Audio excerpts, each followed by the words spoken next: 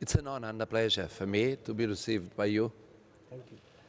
as we received you in a very successful visit to Portugal 1.5 years ago. This is the third visit of a Portuguese president to Egypt, but it is the first one after almost 25 years. Yes. 25 years, which means that a big part of the Egyptian population wasn't even born when my predecessor visited Egypt. It's too long to be away. Yes. It's too long. We are starting a new cycle.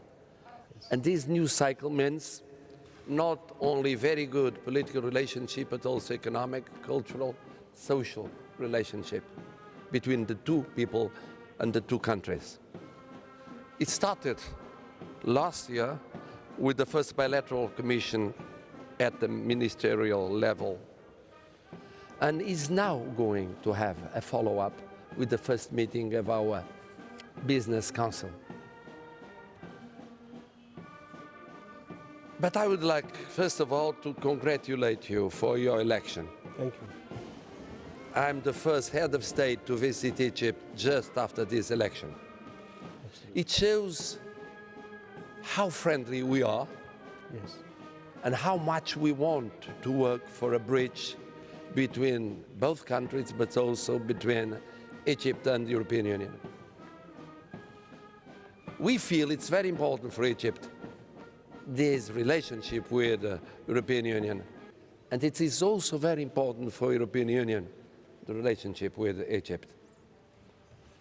We have many common fields of action, bilaterally and multilaterally.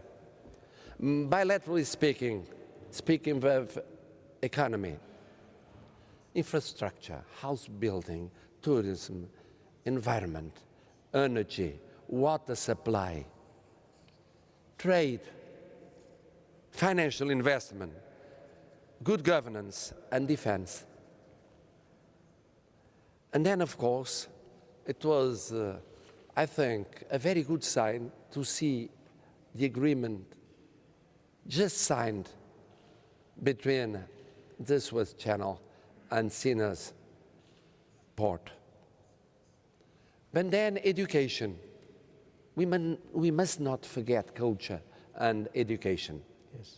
And innovation. That's why the other agreement signed today between the University of Oporto, a well-known and famous university in Portugal, and Al-Shams University of Cairo, is a sign of how deep we want our cultural relationship to be. Because this memorandum will allow students to graduate in Portuguese language and culture.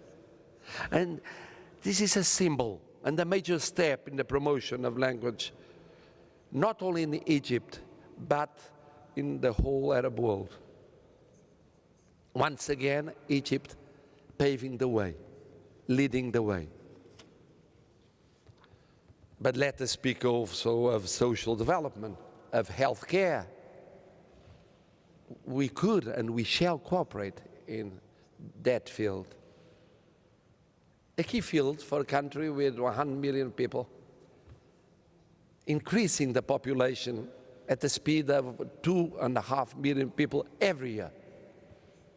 Something it's difficult for us to understand in Europe, for some of our European partners to understand. And being Egypt as it is, a key country in the region, and obviously for the world, speaking of migrations, and congratulations for receiving 5 million migrants here, without any kind of reward and reciprocity. We also in Portugal are receiving migrants. As a sign, important sign, of what is tolerance, dialogue, and common management of a crisis situation. And we believe that the European Union could achieve a common policy concerning migrations and refugees also. We hope it. And multilaterally, we are cooperating in the United Nations. We shall never forget your support to the new Secretary General of the United Nations, as we do stress your support concerning our candidate to the Migrations International Organization. But you can count on us. Speaking of your candidates at the international level. And we work together in the United Nations as we work together concerning the regional situation in the Near and Middle East, and also in Northern Africa, in the African continent. So we could exchange our perspectives concerning these subjects. Of course, Palestine, Libya, and Syria. Well, stressing, as the Secretary General of the United Nations has done it, that dialogue is necessary to build peace. Bridges are necessary to build peace.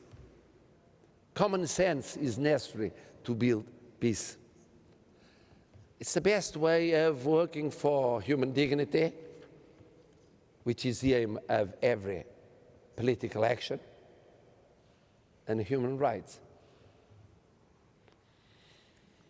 And, well, we had also an open and frank dialogue about different issues.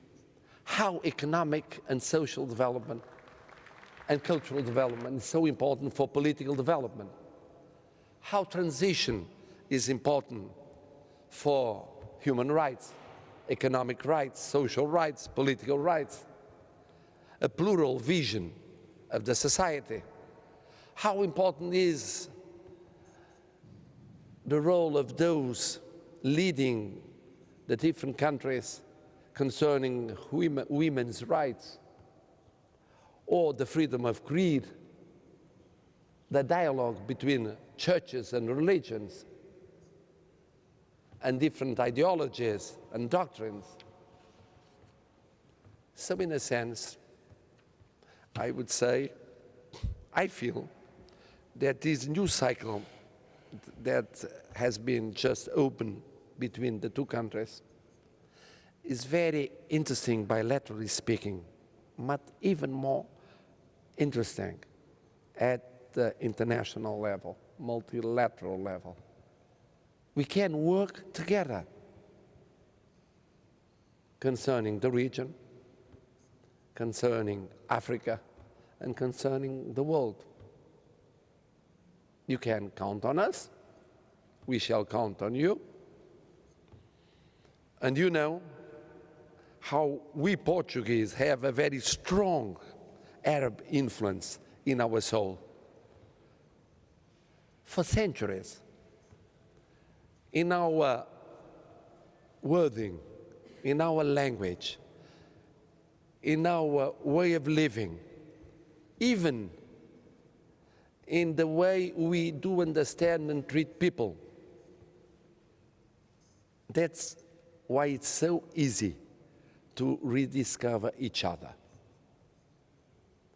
Any Portuguese student has studied Egyptian civilization and culture. It belongs to the basics, to the fundamentals of our schools. And we learned how important it was, your influence in the evolution of humanity. And then the Portuguese, a little bit different from other Europeans, left Europe to cross the oceans, to discover new islands, and to get in touch with various cultures and civilizations. In a sense, as you did in a different way. You spread your influence throughout the world. We try to make the same with our culture and our influence. So you are everywhere, we are everywhere. It's good to meet here in Cairo, as we met in Lisbon, thinking of our states and mostly thinking of our people. Thank you, President.